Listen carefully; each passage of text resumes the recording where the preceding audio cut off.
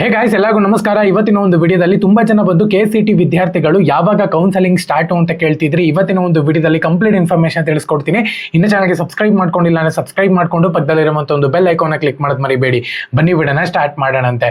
So ಮೊದಲನೇದಾಗಿ ನಿಮ್ಮ ಒಂದು ಕೌನ್ಸೆಲಿಂಗ್ ಆಗಬೇಕು ಅಂತ ಹೇಳೋದಾದ್ರೆ ನಿಮ್ಮ ಒಂದು KCET ನ ಒಂದು ರಿಸಲ್ಟ್ ಬರಬೇಕಾಗುತ್ತೆ.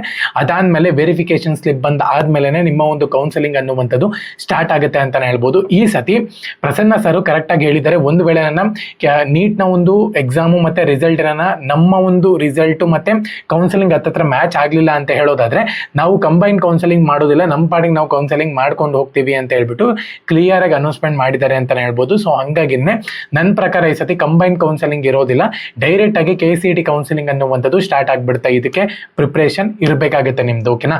ಸೊ ಇವಾಗ ಯಾವಾಗ ಕೌನ್ಸಿಲಿಂಗ್ ನಡೆಯುತ್ತೆ, ನಿಮ್ಮ ಒಂದು ರಿಸಲ್ಟ್ ಫಸ್ಟ್ ಆಫ್ ಆಲ್ ಮುಂದಿನ ತಿಂಗಳು 5ನೇ ತಾರೀಕು ಅಥವಾ 6ನೇ ತಾರೀಕು ಎಕ್ಸ್ಪೆಕ್ಟೆಡ್ ಇದೆ ಅಂತಾನೆ ಹೇಳ್ಬೋದು. ಅಗ್ರಿ ಪ್ರಾಕ್ಟಿಕಲ್ ಎಕ್ಸಾಮು 1ನೇ ತಾರೀಕು 2ನೇ ತಾರೀಕಂತೂ ಬರೋದೇ ಇಲ್ಲ ಬಿಡಿ.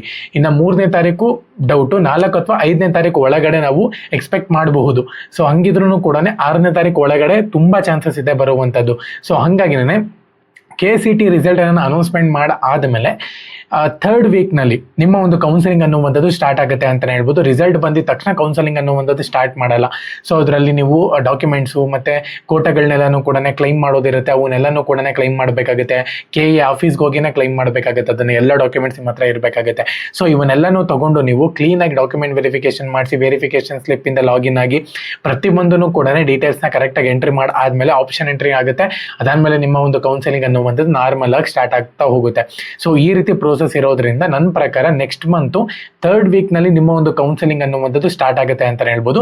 ಸೊ ಈ ಒಂದು ಕೌನ್ಸಿಲಿಂಗು ಮತ್ತೆ ರಿಸಲ್ಟ್ ಅನ್ನ ನೀಟ್ ಅವರು ಬೇಗ ಬಿಟ್ರು ಅಂತ ಹೇಳೋದಾದ್ರೆ ನನ್ನ ಪ್ರಕಾರ ಫಸ್ಟ್ ಕೌನ್ಸಿಲಿಂಗ್ ಅಲ್ಲೇನೆ KCET ಮತ್ತೆ ನೀಟ್ ಬಂದ್ಬಿಟ್ಟು ಕಂಬೈನ್ ಕೌನ್ಸಿಲಿಂಗ್ ಆಗೋ ಚಾನ್ಸಸ್ ತುಂಬಾ ಜಾಸ್ತಿ ಇರುತ್ತೆ ಅಂತಾನೆ ಹೇಳ್ಬೋದು.